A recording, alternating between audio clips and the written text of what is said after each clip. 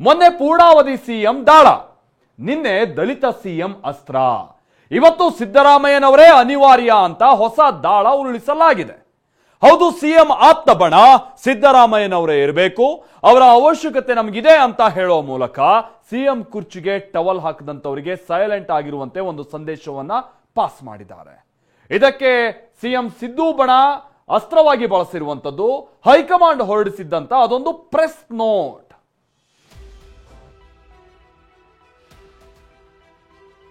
ಕಾಂಗ್ರೆಸ್ನಲ್ಲಿ ತಾರಕಕ್ಕೇರಿದ power politics.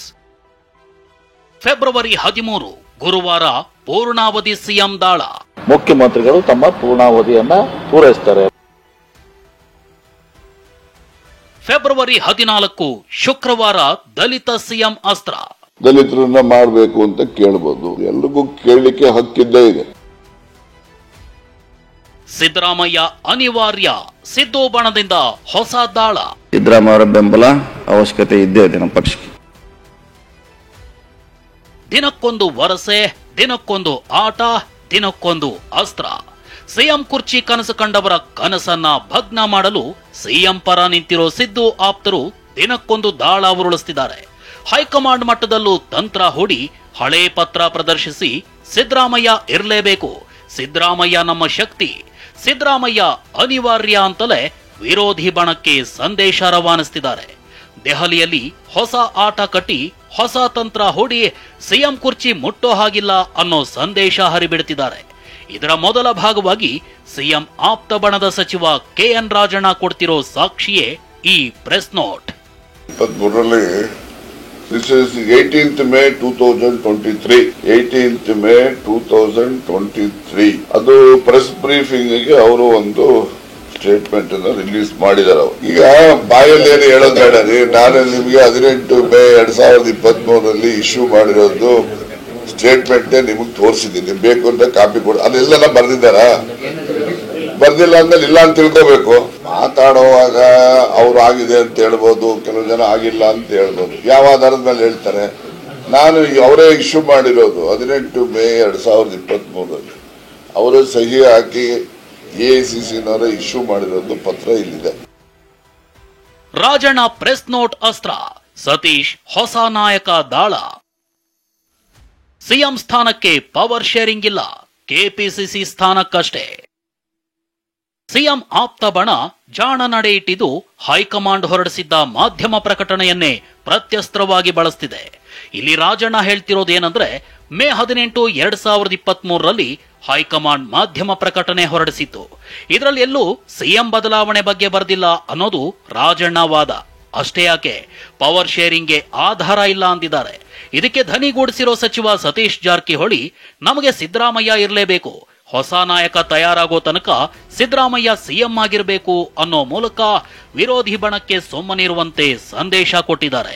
ಅವ್ರು ಇರ್ಬೇಕಂತ ನಮ್ದು ಆಸೆ ಇದೆಲ್ಲ. ಇಂದು ಕೂಡ ನಾನು ಹೇಳಿದ್ದೇನೆ, ಅವ್ರು ಒಂದ್ ವೇಳೆ ನಿವೃತ್ತಿ ಆದ್ರೂ ಕೂಡ ಪಕ್ಷದ ಪರ ಕೆಲಸ ಮಾಡ್ಬೇಕಂತ ಹೇಳಿದ್ದೆ.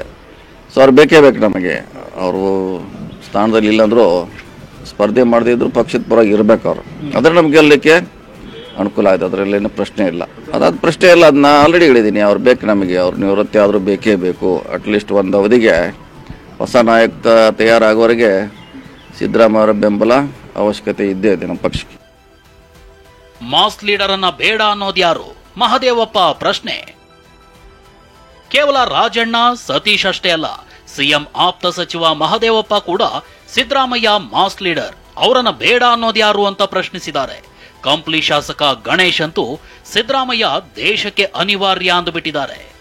ಸಿದ್ದರಾಮಯ್ಯ ಮಾಸ್ ಲೀಡರ್ ಅಲ್ವಾ? ಮಾಸ್ ಲೀಡರ್ ಬೇಡ ಅಂತ ಹೇಳೋರು ಯಾರು? ವಿಚ್ ಪೊಲಿಟಿಕಲ್ ಪಾರ್ಟಿ ವಿಚ್ ಒಬ್ಬ ಅಗಾಧವಾದಂಥ ಜನಬೆಂಬಲ ಇರುವಂಥ ನಾಯಕ ಬೇಡಪ್ಪ ನೀವು ಎಷ್ಟು ತಕ್ಕ ಅಂತ ಹೇಳ್ತಿರೋದು? Party should use in the interest of the people, in the interest of the state and country, in the interest of the party. ಎಲ್ಲ ಆ್ಯಂಗಲಲ್ಲೂ ಸಿದ್ದರಾಮಯ್ಯನವರು ನಾಯಕತ್ವ ಅಗತ್ಯ ಇದೆ. ಸಿದ್ದರಾಮಯ್ಯ ಸರ್ ಎಲ್ಲ ಇಡೀ ರಾಜ್ಯಕ್ಕಲ್ಲ ದೇಶಕ್ಕೆ ಅನಿವಾರ್ಯತೆ. ಅವ್ರು ಇರೋದ್ರಿಂದ ಬಹಳಷ್ಟು ಪಾರ್ಟಿ ಕೂಡ ಬಹಳ ಒಳ್ಳೆಯದು. ಮುಂದೆ ಬರೋಂಥ ದಿನಗಳಲ್ಲಿ ಈ ಸತಿ ನೋಡಿರಲ್ಲ, ಈ ಚುನಾವಣೆ ತಾವೆಲ್ಲ ನೋಡಿರಿ. ಯಾಕಂದ್ರೆ ಅವರು ಒಂದು ರೋಲ್ ಮಾಡಲ್ ಅಂತ ನಾನು ಹೇಳಕ್ ಇಷ್ಟಪಡ್ತೀನಿ. ಯಾಕಂದ್ರೆ ಇಡೀ ಉತ್ತರ ಕರ್ನಾಟಕದ ಈಗ ಬಳ್ಳಾರಿ ಉದಾಹರಣೆ ತಯಾರಿ 5 ತಾಲೂಕು ಕಾಂಗ್ರೆಸ್ MLAಗಳಿದ್ದೀವಿ. ಹಾಗಾಗಿ ಅವ್ರ ಕೊಡುಗೆ ಬಹಳಷ್ಟಿದೆ. ಸಿದ್ದರಾಮಯ್ಯ ಸಾಹೇಬರು ಬೇಕು, DK ಶಿವಕುಮಾರ್ ಸಾಹೇಬರು ಬೇಕು, ಜಾರಕಿಹೊಳಿ ಸಾಹೇಬರು ಬೇಕು, ರಾಜನೂ ಬೇಕು, ಆಮೇಲೆ ಎಲ್ಲ ಮುಖಂಡರು ಬೇಕು ಅಂದಾಗ ಪಾರ್ಟಿ. ಶ್ರಮ ಇದ್ದರೆ ಫಲ ಎಂದ DK ಶಿವಕುಮಾರ್. ರಾಜಣ್ಣ ಹೇಳಿಕೆಗಳ ಬಗ್ಗೆ ಪ್ರತಿಕ್ರಿಯೆಗೆ DCM DK ತಿರಸ್ಕರಿಸಿದ್ದಾರೆ. ಆದರೂ ವೇದಿಕೆ ಮೇಲೆ ಮಾತನಾಡಿದ DK ಶ್ರಮ ಇದ್ರೆ ಫಲ ಅಂತ ಫಲ ಸಿಗುವ ಮಂತ್ರ ಜಪಿಸಿದ್ದಾರೆ. ಸರ್, ಈಗ ರಾಜಣ್ಣ ಅವರು ಕೂಡ ಒಂದು ಸ್ಟೇಟ್ಮೆಂಟ್ ಕೊಟ್ಟಿದ್ದಾರೆ ಸರ್. ಕೆಪಿಸಿ ಅಧ್ಯಕ್ಷ ಸ್ಥಾನ ಕೊಟ್ಟರೆ ನಾವು ವಹಿಸ್ಕೊಳ್ಳೋಕೆ ನಿರ್ಧಾರ, ಸಚಿವ ಸ್ಥಾನ ಕೂಡ ಬಿಡ್ತೀನಿ ಅಂತ. ಮೈಸೂರು ರಾಜಮನೆತನದವರಿಗೆ DDR ಕೊಡಿ ಅಂತ ಹೇಳಿ ಸುಪ್ರೀಂ ಕೋರ್ಟ್ ಆದೇಶವನ್ನು ಮಾಡಿದೆ. ನನಗೆ ಇನ್ನ ಗೊತ್ತಿಲ್ಲ. ಇವತ್ತು ಎಲ್ಲಿದ್ದೀನಿ, ಕಾರ್ಪೊರೇಷನ್ ಮಿನಿಸ್ಟರ್ ಆದೆ, ಕ್ಯಾಬಿನೆಟ್ ಮಿನಿಸ್ಟರ್ ಆದೆ, ನೀರಾವರಿ ಮಂತ್ರಿ ಆದೆ, ಇವತ್ತು ಉಪಮುಖ್ಯಮಂತ್ರಿ ಕೂಡ ಆಗಿದ್ದೀನಿ, ಪಕ್ಷದ ಅಧ್ಯಕ್ಷ ಕೂಡ ಆಗಿದ್ದೀನಿ. ಯಾರ ಮೇಲೆ ಏನ್ ಬಂದಿದೆಯೋ ಗೊತ್ತಿಲ್ಲ. ಶ್ರಮ ಇದೆ, ಅಲ್ಲಿ ಫಲ ಇದೆ. ರಾಜಕಾರಣದಲ್ಲಿ ಯಾರು ಶತ್ರು ಇಲ್ಲ, ಯಾರು ಮಿತ್ರರು ಇಲ್ಲ. ಕಾಂಗ್ರೆಸ್ ಪಟ್ಟದಾಟದ ಬಗ್ಗೆ ಪ್ರತಿಕ್ರಿಯಿಸಿದ ಕೇಂದ್ರ ಸಚಿವ ಪ್ರಹ್ಲಾದ್ ಜೋಶಿ ದಲಿತ ಸಿಎಂ ಮಾಡಿದ್ರೆ ಸಂತೋಷ ಅನ್ನೋ ಮೂಲಕ ಉರಿಯೋ ಬೆಂಕಿಗೆ ತುಪ್ಪ ಸುರಿದಿದ್ದಾರೆ. ದಲಿತ ಸಿಎಂ ಮಾಡ್ಲಿಕ್ಕೆ ನಂದೇನೋ ವಿರೋಧ ಇಲ್ಲ, ಅವ್ರದ್ದು ಮೆಜಾರಿಟಿ ಅವ್ರಿಗಿದೆ, ಮಾಡಿದರೆ ಭಾಳ ಸಂತೋಷ. ಆದರೆ ಇದನ್ನು ಹಾದಿ ಬೀದಿಯ ರಂಪ ಮಾಡಿ ಒಂದು ಪೂರ್ತಿಯಾದಂಥ ಆಡಳಿತ ವ್ಯವಸ್ಥೆ ಕುಸಿಯುವಂತೆ ಮಾಡ್ತಾ ಇರುವಂಥದ್ದು ಅತ್ಯಂತ ದುರ್ದೈವ. ನಾನು ಇಷ್ಟೇ ಹೇಳೋದು, ಕಾಂಗ್ರೆಸ್ ಪಾರ್ಟಿ ಒಳಗೆ ಭಾಳಷ್ಟು ಗೊಂದಲ ಇದೆ. ಆದರೆ ಇರೋ ಒಂದು ರಾಜ್ಯ ಹೋಗಿದ್ದಿತ್ತು ಅನ್ನುವಂಥ ಒಂದು ಭಯದಲ್ಲಿ ಸ್ವಲ್ಪ ಹಾಗೂ ಹೀಗೂ ಮಾಡಿ ಈಗ ಮ್ಯಾನೇಜ್ ಮಾಡ್ತಾ ಇದ್ದಾರೆ. ಇದು ಯಾವಾಗ ಸ್ಫೋಟ ಆಗತ್ತೆ ಅಂತ ಹೇಳಕ್ ಬರಲ್ಲ. ಅದೇನೇ ಇರಲಿ, ಸಿಎಂ ಬೆನ್ನಿಗೆ ನಿಂತಿರೋ ದಲಿತ ಸಚಿವರು ದಲಿತ ಸಮಾವೇಶಕ್ಕೆ ಹೈಕಮಾಂಡ್ನಿಂದ ಗ್ರೀನ್ ಸಿಗ್ನಲ್ ಪಡ್ಕೊಂಡಿದ್ದಾರೆ. ನಾಳೆ ಅಥವಾ ನಾಡಿದ್ದು ಅಹಿಂದ ಸಚಿವರು ಸಭೆ ಸೇರಿ ಡೇಟ್ ಫೈನಲ್ ಮಾಡೋ ಸಾಧ್ಯತೆ ಇದೆ. ಈ ಮೂಲಕ ವಿರೋಧಿ ಬಣಕ್ಕೆ ಟಕ್ಕರ್ ನೀಡೋ ಪ್ಲಾನ್ ಮಾಡ್ತಿದ್ದಾರೆ. Bureau report, TV9.